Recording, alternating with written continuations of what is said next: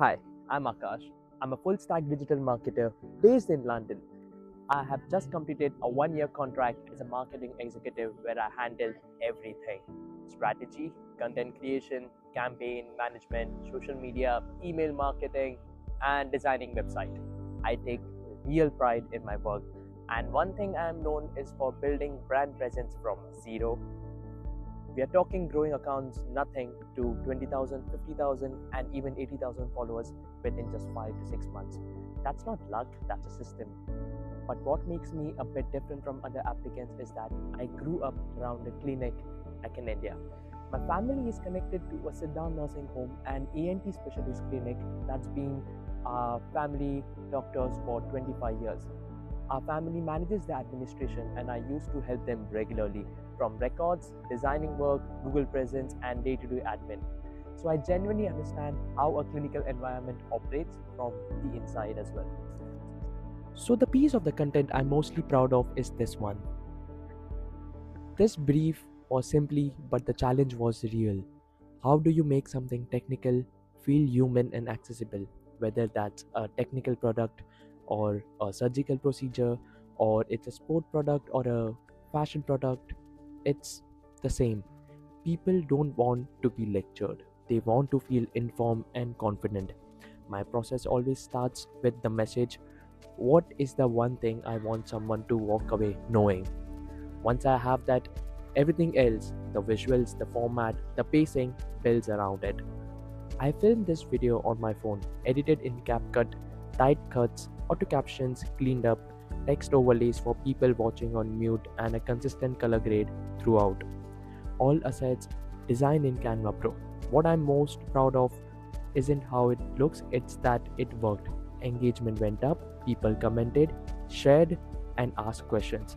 That's the whole point of content, not to just look good on Instagram or TikTok or Facebook on the grid, but to actually connect with someone. And the number backs it up.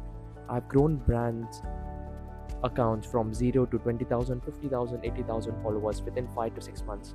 I know what makes content perform, and I bring that same thinking to everything I create. So, a search in social media is completely different beast to a lifestyle brand, and it shouldn't try to be one. The goal is three things: authority, trust, and accessibility, all at the same time. The way I would build it around three content pillars. First, education. Short reels that explain procedures in plain English, whether that's a rhinoplasty, sinus surgery, hearing loss, tonsillectomies, ear infection, or nasal obstructions. Patients are already Googling this stuff at night before their consultation. You want to be the calm, trusted voice that answers them. Think content like it is a hay fever or sanitizers. Signs you need your tonsils removed as an adult, snoring versus sleep apnea, or children's ears infections. When should you see a specialist? These are the topics searched every single day, and they bring the right patients directly to you. Second, the behind the scenes, the consultation room, the care taken, the environment, the team. People want to feel safe before they even pick up the phone to book. Third, credibility, conferences, academic papers, milestones, awards, and peer recognition. The content that quietly says this person is the best at what they do. On YouTube, I would go longer form: patient journeys, walkthroughs, procedure explainers, frequently asked questions, videos, things like what happens at your first ENT consultation, what to expect from septoplasty, what does an endoscopy actually feels like, or when should you see a specialist about your sinuses. That content compounds over time and builds serious SEO and organic content authority. So when someone searches ENT specialist London or rhinoplasty surgeon London, you show up first. Now, here where I would step further, and this is the content I'm personally excited about. Raw, unscripted before and after patient reviews, not polished, not scripted, not acted. Real people, real emotions, real results. Film them in a consultation room before the procedure. How are they feeling? What brought them here? What they are hoping for? Then film them again at the follow up. What's changed? How do they feel? Or what would they say to someone considering the same treatment? That genuine emotion moment is worth more than any produced ad or acting. Platform rewards it, patients trust it, and it converts. I would also shoot a B-roll inside the theater, surgical instruments laid out, gloves, hands at work, theater lights, the monitors. You don't need to show the full procedure to tell a powerful story. Those details alone communicate precision, care, and expertise. All of it is filmed with consent protocols in place every single time. Captions on every video for silent viewing. Native posting on every channel for maximum algorithm reach. But I would go beyond just content. Google reviews, Trustpilot, local SEO, and paid search to capture patients actively searching right now. I've run Google Ad campaigns, and if the website needs a refresh or a full rebuild, I can do that as well. Because I've built websites on Shopify, Wix, Odoo, WordPress. I will also set up a regular newsletters, patient education practice updates, seasonal campaigns, so the practice stays upfront of mind between appointments. And everything runs on a content calendar planned weeks in advance. On posting day, it's already done. No last minute panic, nothing ever missed. Discretion is something I take seriously, and honestly, it's something I have always taken seriously. It's been part of my working life from day one. Growing up around a clinical environment teaches you early that what happens inside a clinic stays inside a clinic. My family's connection to Siddhan Nursing Home, clinic, and ENT practice meant I understood from a young age that patient confidentiality isn't policy you follow, it's how you carry yourself every single day. In my professional life, I handle commercially sensitive data, unreleased product information, and confidential client communication regularly. One situation stands out: a a frustrated client reached out publicly on our social media during a live campaign. The worst thing you can do in that moment is react defensively or ignore it completely. I moved the conversation to a private channel immediately, acknowledged the experience calmly without overstepping my authority, escalated it internally with a clear written summary, and kept them updated at every single stage. What was the result? It ended with a positive review.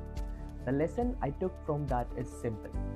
When someone is frustrated or vulnerable, the most powerful thing you can do is make them feel heard. And the same principle applies to patient care. I also work front of house at the Lab and Flag in Bond Street, which is basically your neighbor. It's one of the clinking central London pub, and in a high-end hospitality industry, when someone walks in through the door, that sets the tone for everything that follows. A warm smile, contact, eye contact, and full attention. That's not a skill you switch on, it becomes instinct. Every patient who walks into this practice should feel like they are your only patient. That's the standard I hold myself to, and it comes naturally to me. This one I wanted to answer somewhere quieter because it deserves a serious answer, and honestly, I find it fascinating, and I think that attitude matters. Because hesitation or anxiety in a theatre environment is the last thing the clinical team needs from the person behind the camera. My approach to any of the high stakes environment is the same. Prepare everything before you walk in so that nothing can go wrong on the day. Yeah. Before any theatre session begin, I will want a full briefing. I will love the procedure, what footage is needed, what is being used for, and the full consent framework. I will check the camera settings are checked, battery is full, storage is cleared, audio is confirmed. Everything ready before I step through that door. No surprises, no fumbling, and no distractions. During filming, I'll be calm, unobtrusive, and completely out of the clinical team's way. My job in that room is to be invisible in the best possible way. Anticipating is the key moment, staying focused and capturing what's needed without ever interrupting the flow of the procedure. I have supported events and exhibitions and conferences settings before, so I know how this works, where you need to be technically ready, professionally composed, and completely reliable under pressure. And it's the same. A theatre session operates on the same principle. The preparation happens days before, the day itself just runs, and after filming, every single piece of footage goes into a secure drive, properly labeled system immediately, stored, handled, and edited strictly within the consent and governance protocols. Agreed in advance, no exceptions ever. I deeply respect the gravity of this environment, and I will never take it lightly. So that's me. Akash, a full stack marketer who understands clinical environments, know how to build brand from the ground up, and genuinely cares about the work he puts on his name. The video format was the brief, and I enjoyed every second of putting it together because this is exactly what I do. I take a brief, I think creatively, I execute it to a high standard, and I deliver. I would love to bring the same energy, the same care, and that same commitment to this practice every single day. Uh, I won't disappoint you because this is what I do every single day since last 5 years, and I know this clinic needs aesthetically videos, admin works, going on conferences, exhibitions, and I have practiced this daily, and I'm looking forward to work with you in a large scale. Mr. Patel, thank you so much for your time, and I really hope to speak with you soon.